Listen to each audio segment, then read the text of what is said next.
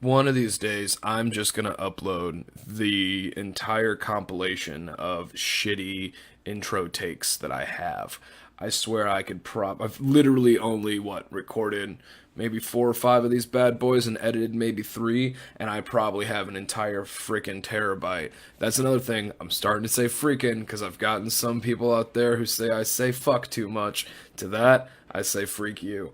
So, I am going to, one of these days, upload every single one of these intros because there's so many where I'm sitting there and it's going great and I don't write this shit down. I probably should. I should probably have a script. And you know what? Anyone out there can help me by telling me what your damn business is.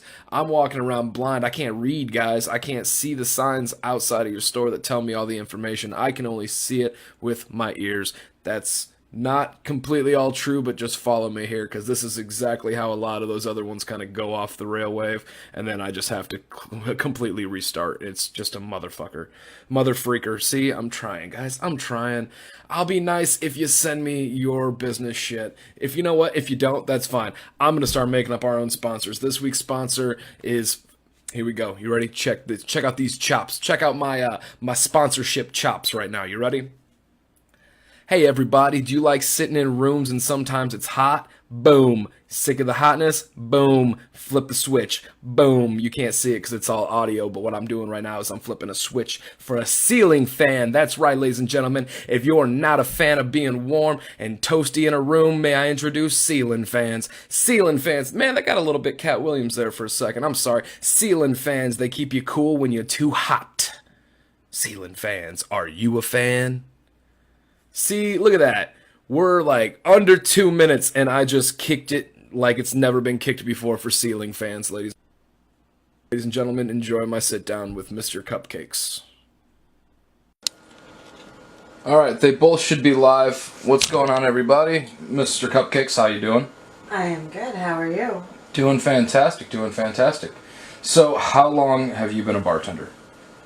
Where I'm at now or in general? In general. Let's kick it back to the start. I've been a bartender since I turned 21. So What was 18 years. What was that bar called? I worked at a restaurant first. Was it a chain? It was a chain. Oh, was it like a Chili's or something? No. Or was it like a... It wasn't Chili's. God, can I have 3 guesses? Sure. Cool, let me try this. Okay, so this was when you were 21, right? Mm-hmm. Was it small town? No. No, so this was in a city? Yeah. Okay.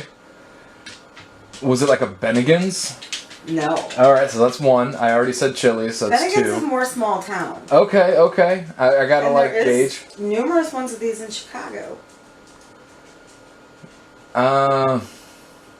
They are all over the country. Man, it's really tough. I'm gonna guess Cheesecake Factory? No. Alright, that's fair. Where was it? I started at a Red Lobster. A Red Lobster! I've never been to a Red Lobster. Seriously? Fun fact, never. Okay. But one time I had a roommate who moved out and he had a box of the cheddar biscuit, like make it home kind of thing. How like TGA Fridays has the same setup. And yeah, I was so fucking excited to finally try those goddamn cheddar biscuits, and I didn't have like flour or something. Something stupid. It was like egg. Like I only had 2 eggs instead of 3, and I always kind of felt backhanded by that place because I've never tried it. It was alright, so how'd that go? It was good. I'd worked there since I was 15 though. Because you know, when I was younger, you could be 15 and hostess. Right. So I'd started when I was 15 working there, and it paid my way through college. That's amazing. That's cool. Yeah.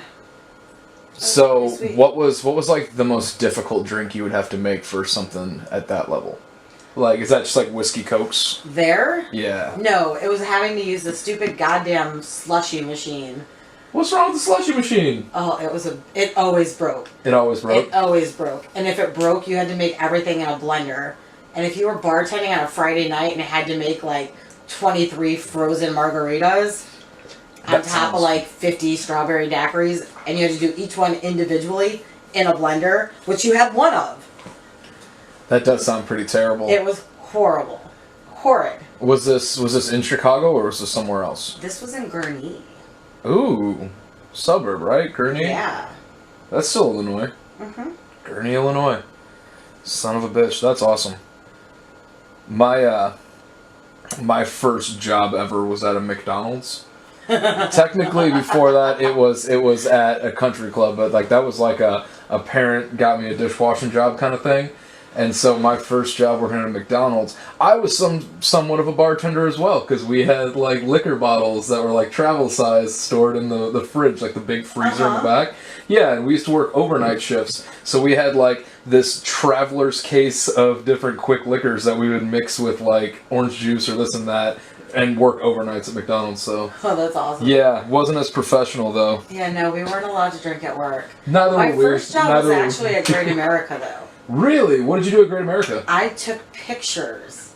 I was one of the ones that took the pictures on the rides. Are you serious? Yeah. What? That's a job? I figured they just had like... No, well, see, now it's all automated. But when I started when they first started doing that, and like the Shockwave was still a roller coaster there. And like we'd have to time, and you would have to stick with your head out the door, and as soon as the ride passed a certain point, you'd have to hit the button. Like we did it all by hand. Oh my god, that sounds nerve-wracking. So if you missed a roller coaster, you were screwed, because people get pissed at you. Did you ever have to climb up some like seriously crazy ladder or something to get up? Not for that job. Because that's fucking nuts. That's cool. There's so many weird jobs out there that I never stop to think about. Like, I saw this thing on Facebook the other day where it was talking about how these guys make their money for 6 or 9 months of their fucking life by climbing up those cell towers and changing the light bulbs. You know what I'm talking about? Yeah, I know what you're talking about. They have to like hooks that are strapped to their sides and fucking mountain climb their way all the way up. Like, it's insane. They go like a mile in the sky. Well, okay, have you ever been to the Six Flags here? You know what? Okay, confession about Six Flags, and this is something that people out there might not know about me. When I was a kid, I was scared to death of heights and fast and like, I don't know, man. I didn't trust it. I didn't trust a lot of things when I was younger. So I was the kid on the field trip who went and ate like funnel cake and hung out with the other kids who were scared. And I was just pretending like I didn't want to be there, but secretly I always wanted to ride those rides. But I was just way too fucking scared. So yeah, even till this day though, like I've gotten better with like, hey man, this happens every day. And if I'm about to die, someone's getting paid out because there's a lawsuit involved. So like that's fine. Sometimes I'll go to like a big fairground like that just to walk around in case someone's cell phone's falling out of the air and I can time it right and make sure my arm's like, come on, let me get it, and just watch it break a fucking leg or something. Oh, dude, that's a payout right there. But no, I haven't. Do you still go? I do, but so you've never been to the park or seen it? I've been to the park, but it hasn't been in almost a decade, I think. I think the last time I went to the park was 8th grade graduation trip. Okay, so it's been a minute. You know the huge tower, the sky tower at the front of the park? Yes. My father used to paint the top of that. Are you fucking kidding me? No. That's pretty insane. My dad worked there before I was born. Wow. Yeah. That's fucking gnarly. Give me 1 second real quick, everybody. I just want to check something real fast.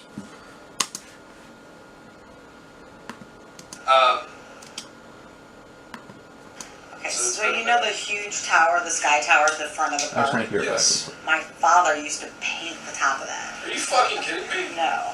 That's pretty insane. My dad worked there when... Yeah, it sounds good. I just want to hear the last thing we said. I just want to check something real fast.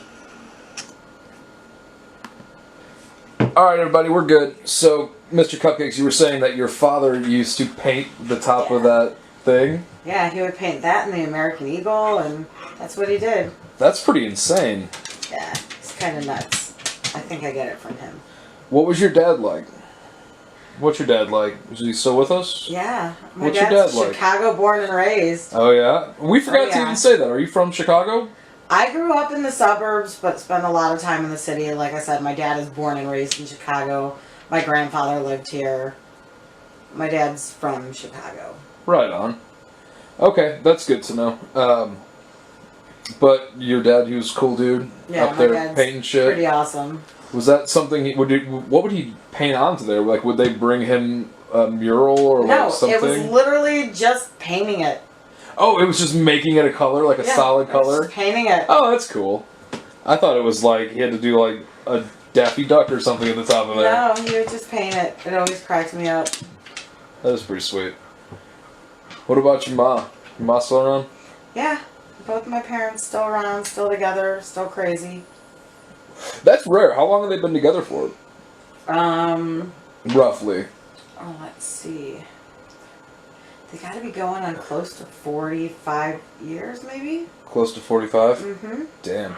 My wife's grandparents celebrated their 65th anniversary, wedding anniversary. Mm-hmm. We all went on a cruise. Did you ever get to hear about the BDV story? Mm-mm. I'll tell you later. It's not something for this, but I'll tell you the BDV story later. Listeners will get to hear it eventually, but it's a fucking tale. I'll tell you about it in a bit.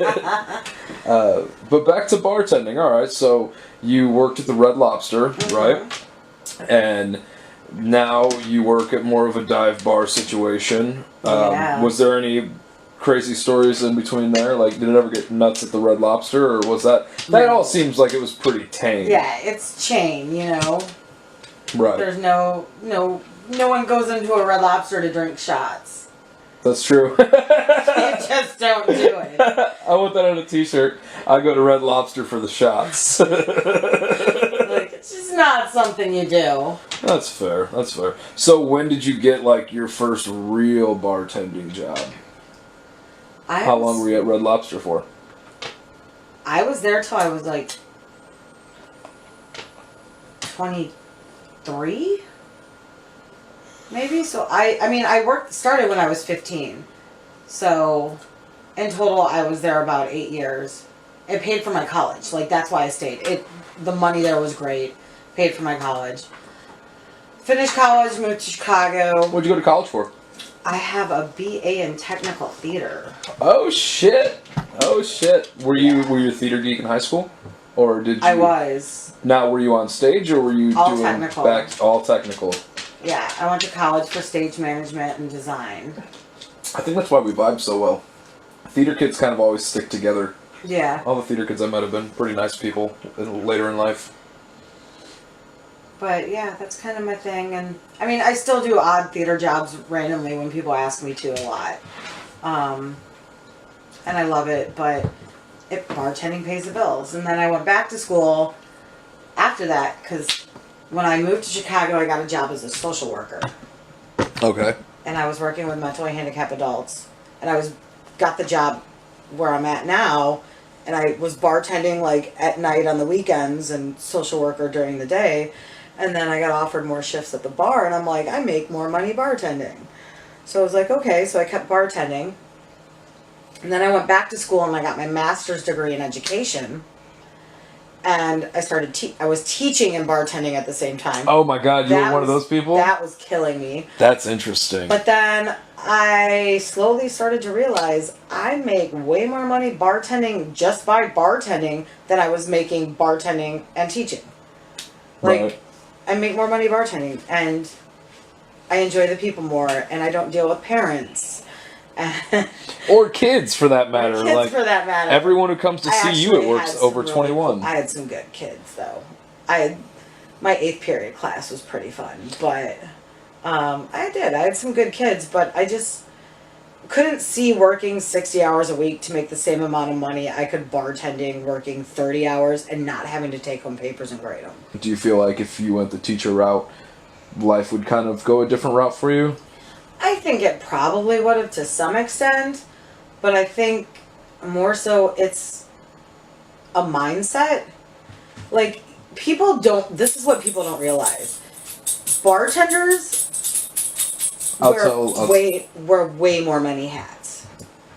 Like, if you're a teacher, you are a teacher. Like, and I love teaching. Do not get me wrong. I respect teachers. I would love to be able to teach. The hours are ridiculous for what you get paid. Right. But you're a bartender. Mind you, half of my customers are college kids. I have helped people write papers. I have corrected some papers. bartenders are the best therapists. I swear to God, I should just put a couch in the bar sometimes. And that's what people don't realize, I think. Is people sit at a bar and they tell you all your problems. Does that ever get depressing? Sometimes it's not so much depressing as you look at when people talk to you sometimes and you're like, God, I got it good. Yeah. You know what I mean?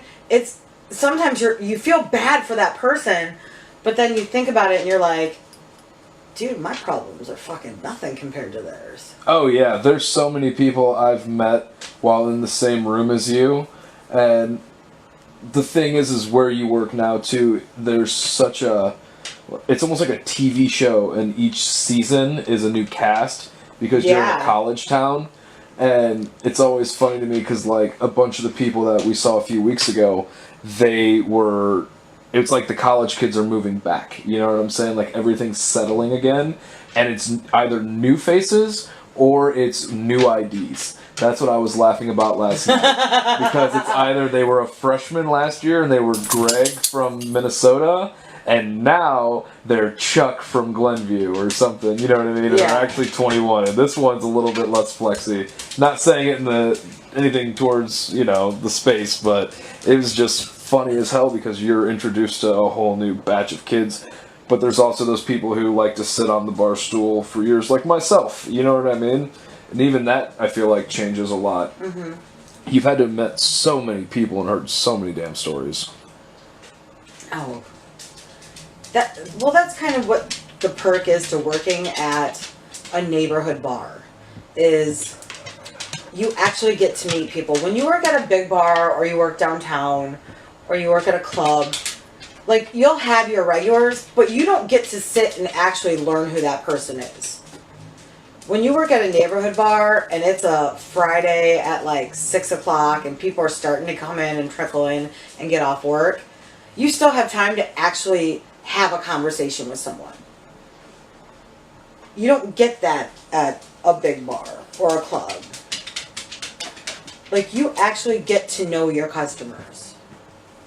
Right. That's pretty cool.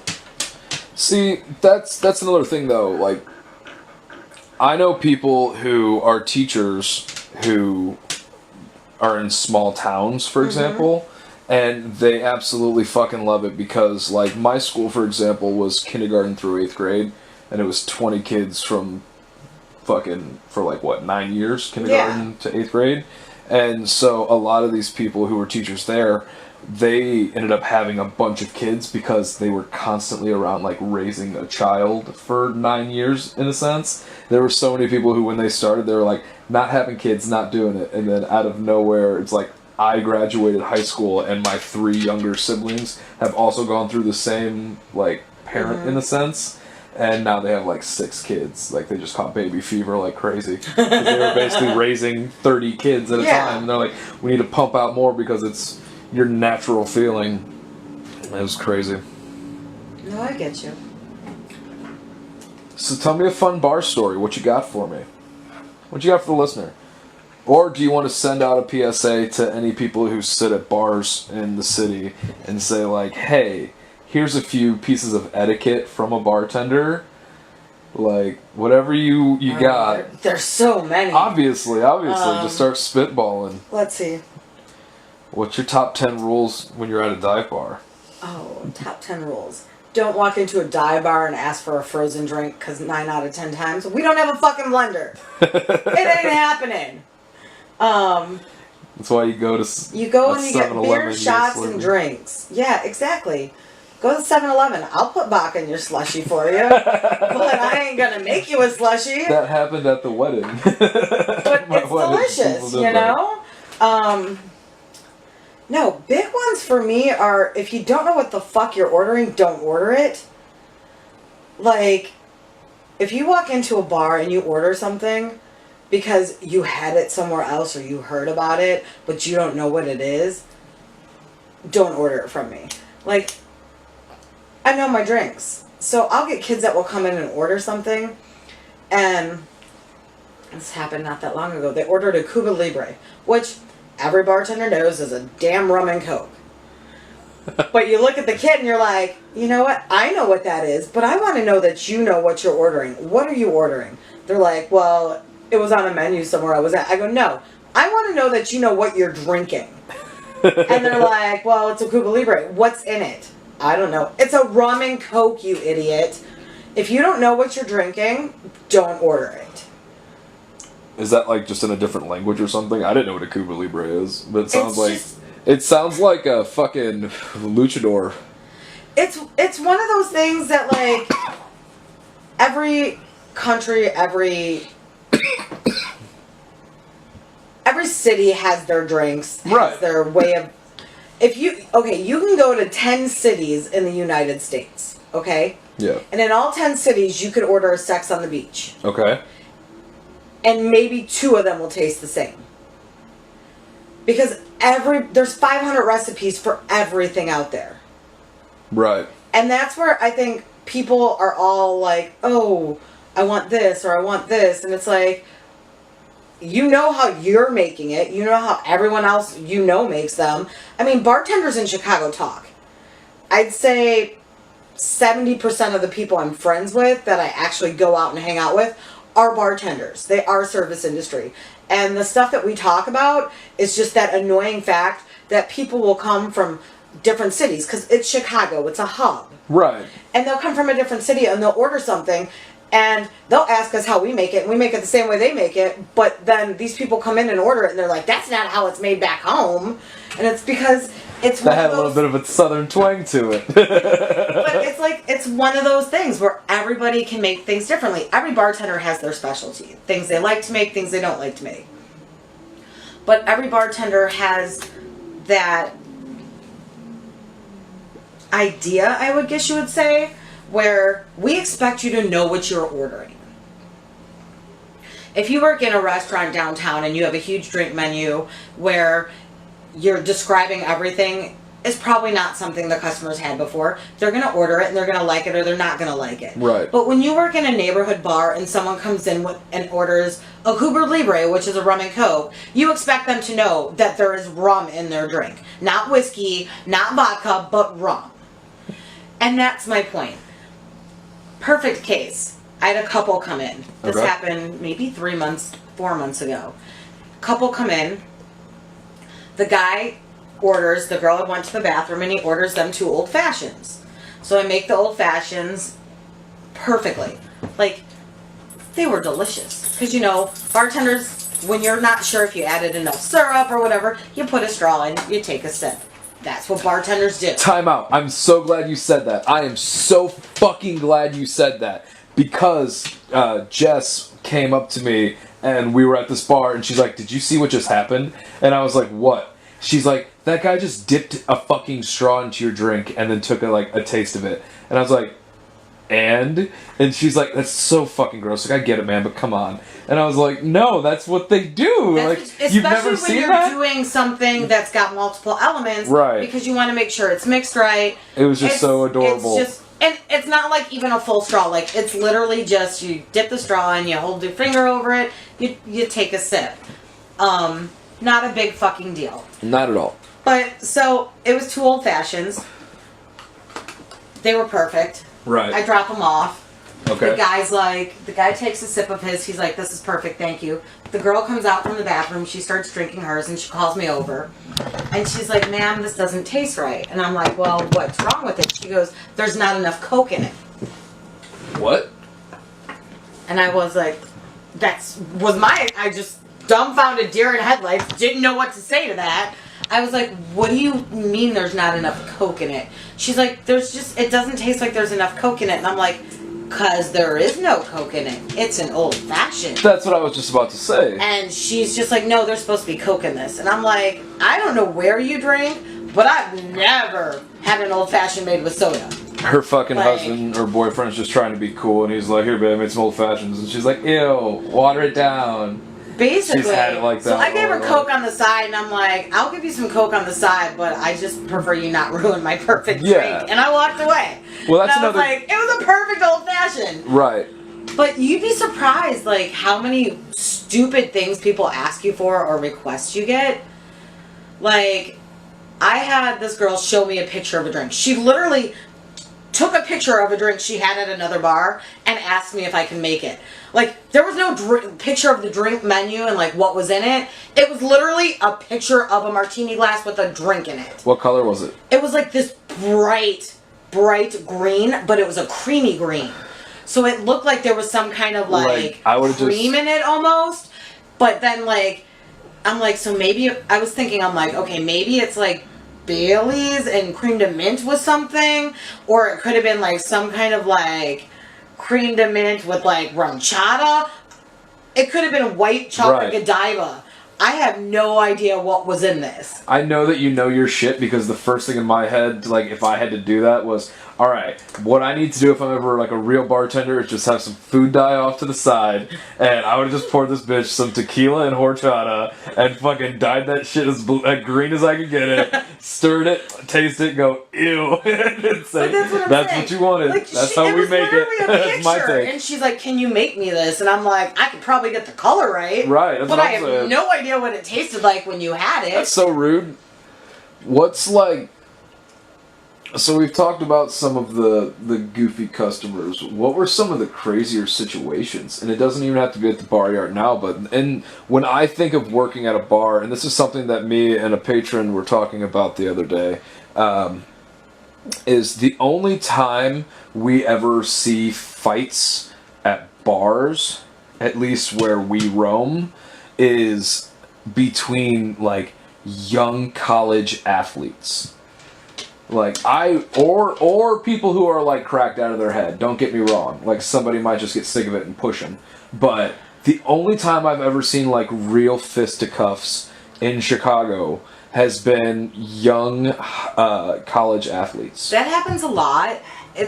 And honestly, if you look at, I would say 90% of the fights in bars are younger guys. Or girls, for that matter, because I've seen quite a few little cat fights sometimes. There's some thuggish, ruggish bitches out there. But here's why. Because they're all 22, 23, and they don't know how to drink yet. And you can cut them off, and you can tell them they're done, and they're just going to be angry at the world, and they're going to look for someone to vent to, and they go after someone that looks at them wrong across the bar. Right. I've seen really stupid arguments. I will be honest, like, every bar is going to have a fight or two. And we rarely get them. We get stupid drunk people that when you cut them off want to fight you, and then the door guy has to take them out of the bar. But we rarely get, like, an actual fight. Like, and we get a lot of kids. We do. We rarely get a lot of fights. And it's because there's this level of understanding when it comes to talking to a drunk person that you have or you don't have.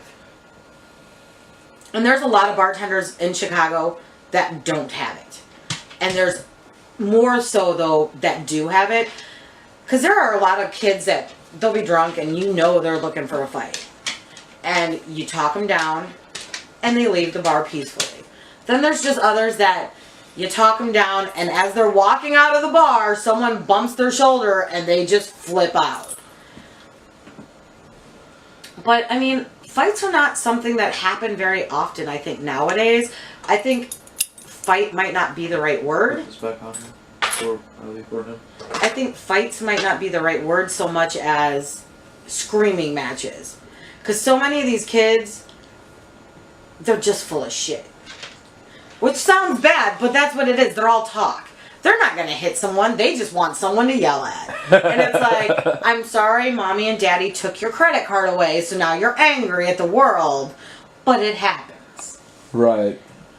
And see, like, that's something, too, though, is with this podcast, in a sense, I'm trying to show people another side of Chicago, basically.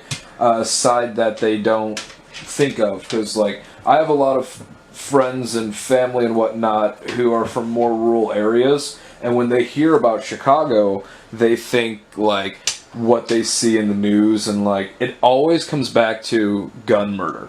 and gun killing and shit, right? And so they think that they're going to get off the fucking train and get shot, or they're going to get shot on their way here, or this and that. I'm trying to explain to them that. I have a great story about that. I have a really good story. We'll jump to that in 1 second. I just want to finish the thought basically, but that's just it. I want to be able to show people that there's people just like them who are just as nice and caring, and this place isn't just a fucking Mad Max Chirac utopia. It's not. It really isn't. I mean, my mom will call me when she sees something on the news too and be like, "Oh my God, is that by your house?"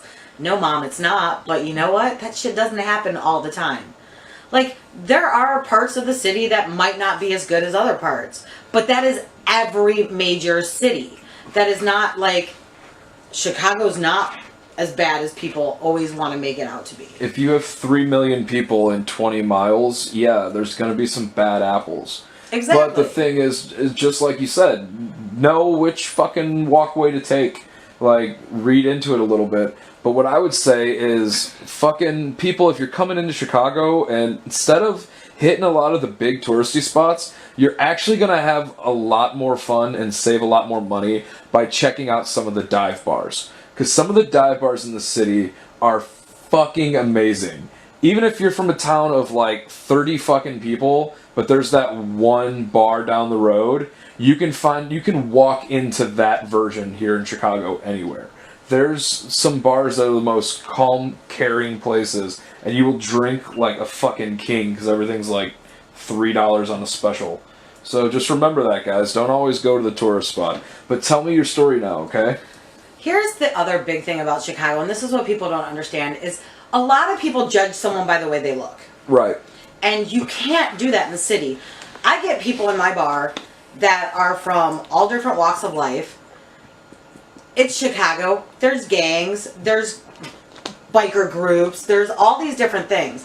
But the thing is if they walk into your bar and you don't judge them and you respect them as a human being, they look at that and they're like, wow, she didn't judge me because I have tattoos on my face. Or she didn't judge me because I have a vest on.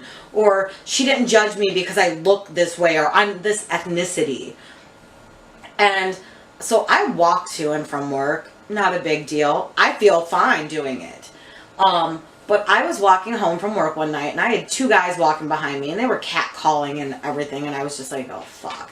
And I was just kept walking and I had two guys walking towards me at the same time. And I was kind of like, fuck, shit. You know? Right. Because I'm walking by myself. I'm a woman. It's 5 a.m. and I've got two behind me and two in front of me. And I kind of got worried. Well, the two guys in front of me got close enough to me and I recognized one of them. He comes in my bar, he buys liquor. I know that he's probably not the most savory person in the world, but he just looks at me and he's like, "Miss, do you got a problem?" And I'm like, "I don't know." And he hears what they're saying. They're still catcalling. And he hears what they're saying. He's like, "We got this, you just keep walking." And I was like, "You sure?" And he's like, "No one messes with someone that we like." And I just kept walking, and they stopped these two guys and were like, "You got a problem with her? You don't ever disrespect her. She's never disrespected you. You don't disrespect her." And I kept walking, and they just totally were sat there with these two guys and wouldn't let them pass. Holy shit. And I mean, one of these guys is probably not a functioning member of society. I don't know how else to put it. But you know what? Yeah, probably not. None of us really kind of. But here's the thing. If you don't bring your shit in my bar, once you leave my door and you're in your personal home, your personal life, it doesn't affect me. I'm not going to judge you by the way you look. Right, and some of the nicest people I've met, especially in this city, especially in your bar, are exactly how you've described. I mean, they have their own choice of how they want to look. It's something I've noticed a lot lately because I've been going back to smaller towns and going through Walmarts and going through, the grocery stores and shit like that. And while I'm walking around, I'm still doing the same thing I do here in Chicago, which is I'm looking everywhere. You know what I'm saying? Mm-hmm. And as I'm looking everywhere, not to say everybody kind of look the same, but if the real world had Avatar, you know what I mean? Like, not the movie, but like, if, you have an Xbox, right? You know how you made your avatar, like Pokemon Go, you can make an avatar? Absolutely. It's almost like Chicago accepts the avatar way of life, and like, if you had a build your own character, which is the vessel you possess right now, how would you want to look? Not like, oh, I gotta look this way so I can get a job at like a distribution center, or like I have to look, a certain not even agenda, certain status quo, you know what I mean? And it's just amazing. I've seen some fucking creative people, no matter what life they were put into. And they're just being themselves. It's awesome. Right, but that's it. That's one of the great things about Chicago, is I can sit at almost any bar in the city, especially any dive bar, and I can have... Do you mind sitting a little closer up to the mic like you were? Because that's actually... Yeah, and I can have, like... I could have a college kid on one side of me, a 50-year-old man on the other side of me, across the bar. I could have a gay couple. I could have a transgender person over here. I could have a Hispanic guy here, a black guy here. Like, and you know what? Nobody's disrespectful. They're all singing along They're to all Queen. they're all just enjoying the atmosphere they're in. There are stupid people in this world. We all know this. Every one of us has been judged by them or dealt with them. But the thing is when you find a niche, you find a bar that's comfortable for you, that shit just all goes away. And like, that's what you have to find in any bar you go to in the city, is you have to find that bar that you're not going to it because it's fancy, or you're not going to it because they have a really good mixologist, which that term drives me insane. Why? You don't like the term mixologist? Explain. But you're going to that bar because you're comfortable. Like, that's why you should be going to a bar. Right. You know what I mean? Not because of some hype, but because when you walk in and you sit down, you feel at ease. Exactly. Yeah, I don't like that term. You don't like that term? It drives me insane. Why? There are bartenders. And then there's mixologists. That's my point. I'm like, Do you think it's like there's magicians and there's illusionists? Yes. I'm like, if you're an illusionist, you're still doing a magic trick. It's still a magic trick, Sean. Well, no, because there are certain people that will be like, I am not a bartender. I am a mixologist. And I'm like, well, you're mixing drinks, so is a bartender. And someone's paying you to drink it? I'm like... Have you ever met a mixologist, though? Like, have you had this conversation with somebody? Have had this conversation. Have you had dinner with a mixologist or something? I've had a conversation with someone that describes themselves as a mixologist. And I asked them, and I'm like, what is a Manhattan to you? What is an old-fashioned to you? And they're like, well, there's so many ways you can make them, and blah, blah, blah. And I go, but every bartender is going to make them a little bit different. You're using the same ingredients, but I'm still mixing them together and making them different. So what determines that you making that is different than me making that?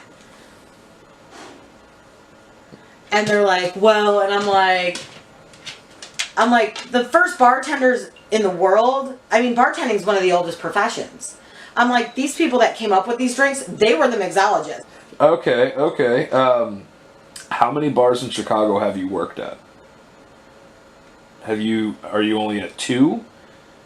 Did you do a few in between the Honestly, Red Lobster I will say now? this. No. I was a patron at this bar before I got the job there. Okay. Like every person who's probably ever worked there? Probably. But I will say this. When you find a bartending job that you like, that you have a good boss, you have amazing coworkers, you have a job that pays your bills, you don't leave. Unless you find something that is guaranteed to be a better fit all around.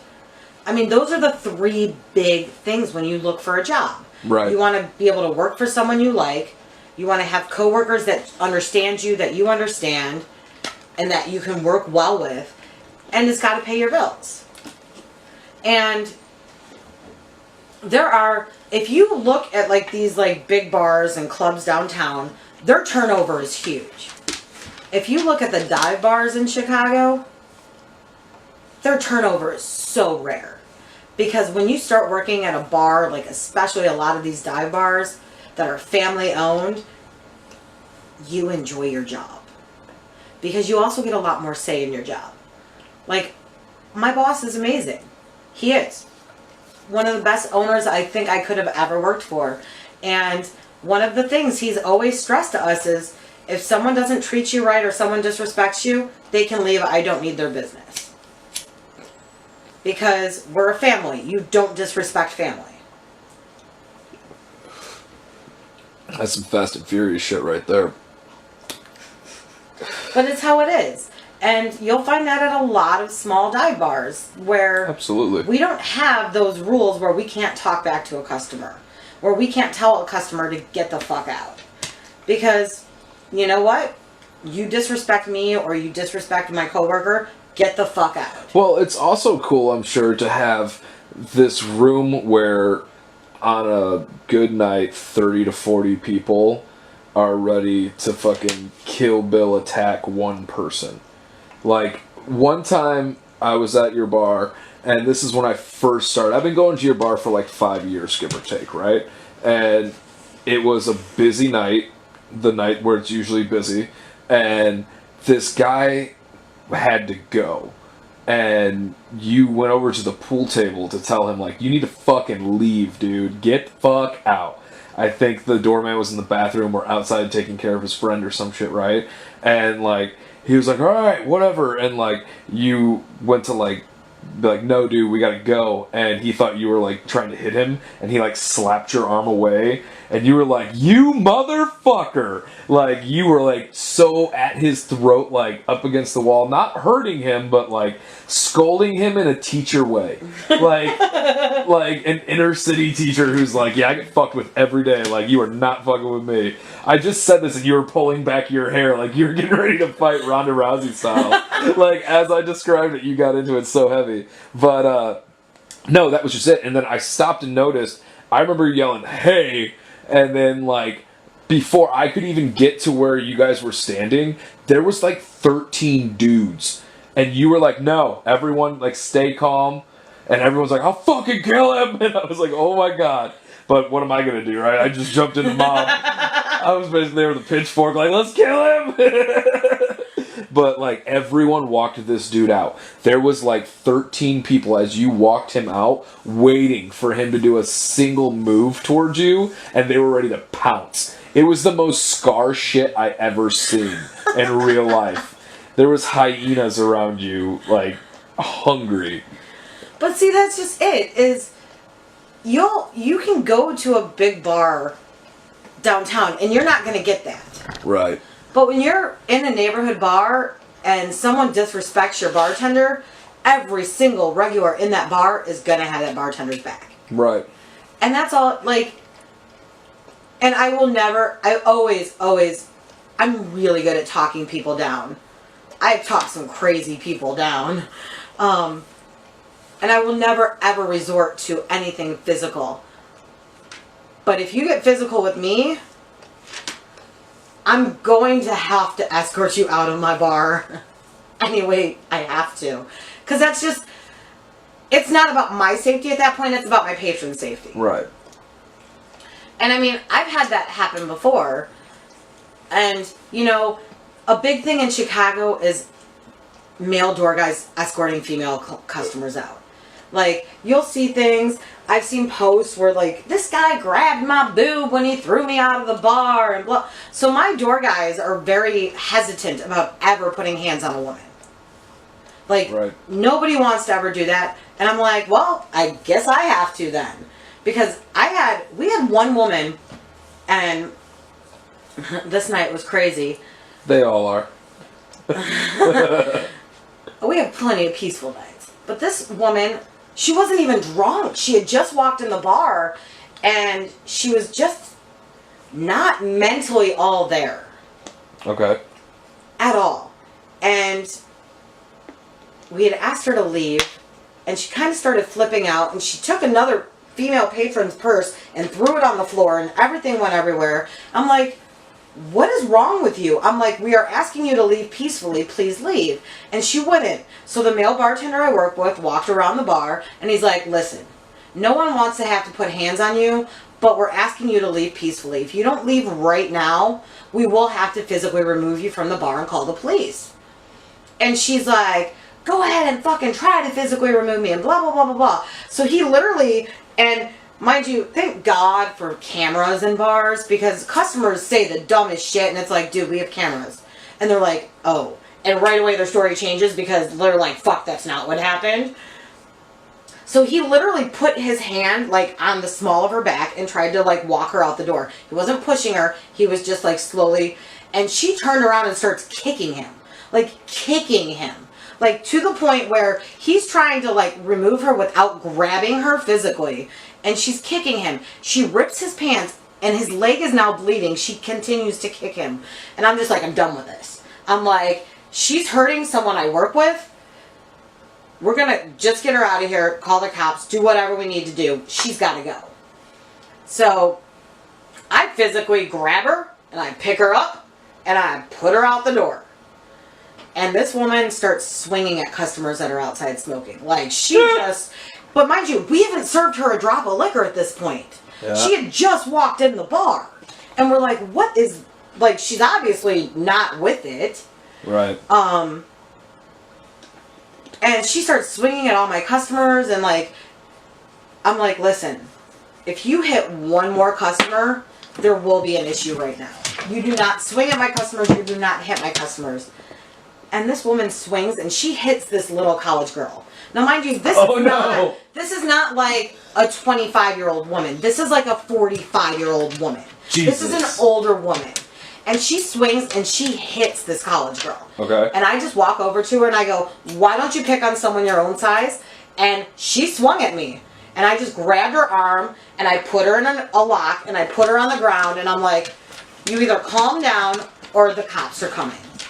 And she's like, call the cops. So the cops were called and I've got her down on the ground. I'm just holding her at this point down because she's swung at people. Right. She's now a threat to everyone around her. And she is like struggling with me and she breaks free and she just grabs a hold of me. She literally rips my shirt and I'm just like, this woman's nuts at this point. I'm like, there is no reasoning with her. Like, and the cops come and everything and they're like, what happened? And I'm like, she literally walked in my bar and started just a scene.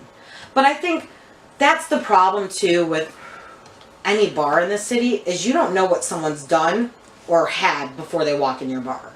Oh, for sure. Like, they can walk in fine and you won't serve them and 5 minutes later, they're passed out drunk and you're like, dude, you haven't drank anything. I saw a guy the other night at the who'd just gone to the Foo Fighters concert, and he saw me outside of the bar, and he was talking to me, and he told me that he was on mushrooms, and he's like, they really took in, like, during the concert, and I was like, that's cool, this is like 1:30 in the morning, right?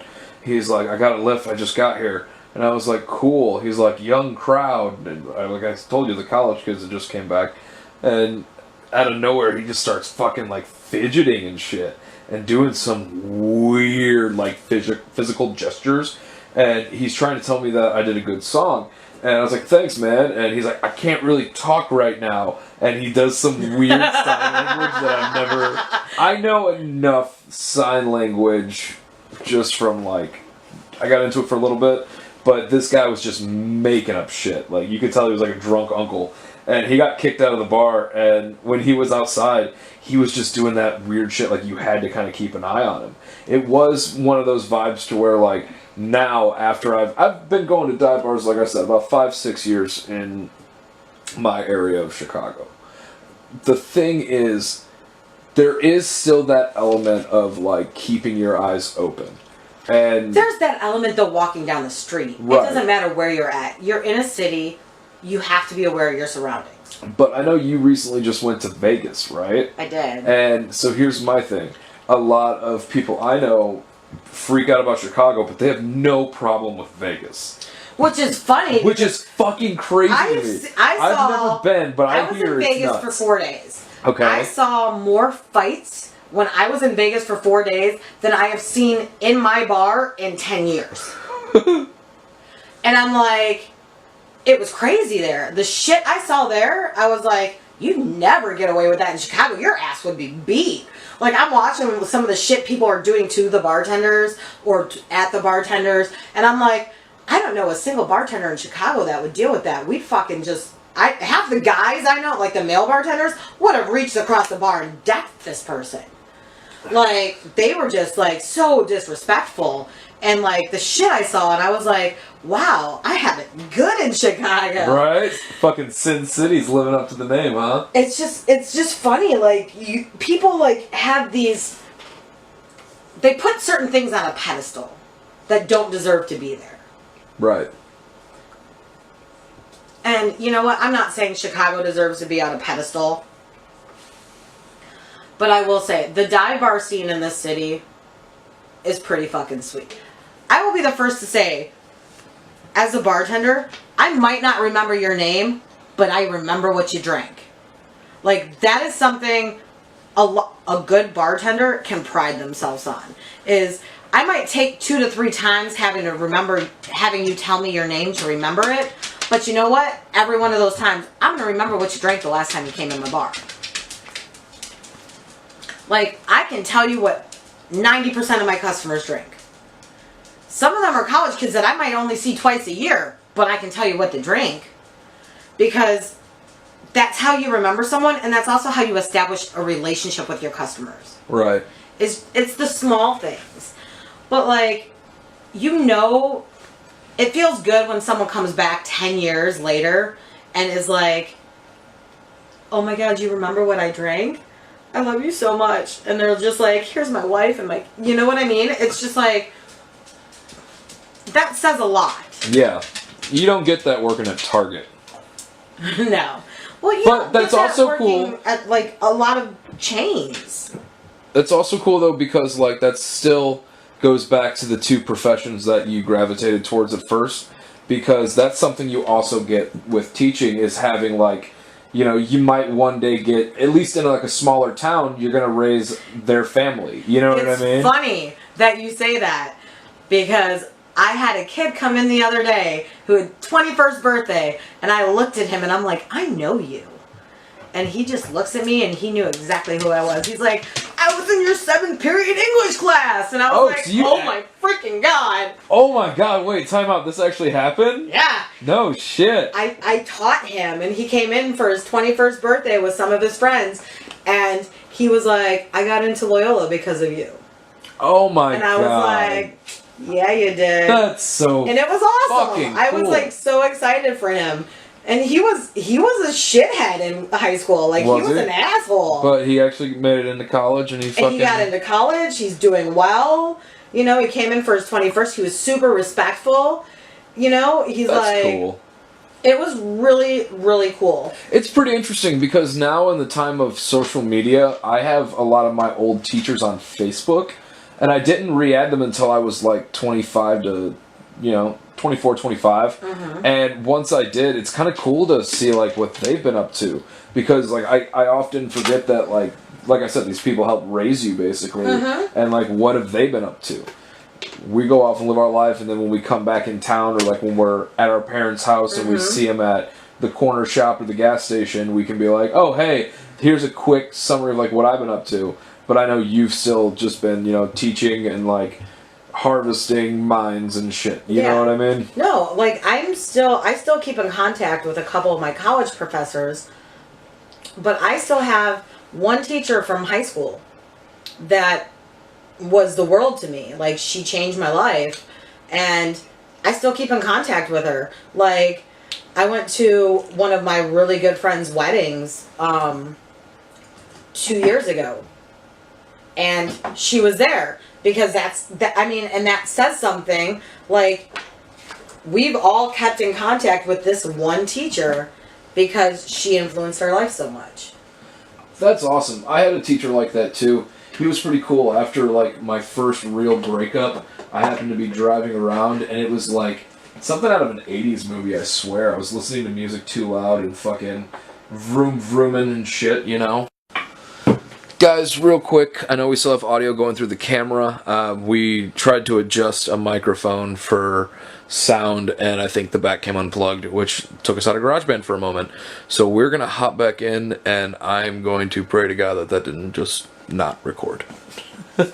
I'm pretty sure it's fine. What? Oh, no, file. It said it was recording. It did say it was recording this whole fucking time. You were there with me. You saw it was recording. Mm-hmm. Oh, come on. Hey everybody, so we're going to do a quick wrap up. Some small technical difficulties, but nothing we can't manage. Mr. Cupcakes, thank you again so much for having me in your lovely home today. And you're very welcome. I have to say this room is pretty badass. Your sense of pop culture is fucking rocking. Pop figures are awesome. Life-size Chucky doll scares the shit out of me. But yeah, thank you very much for being on today.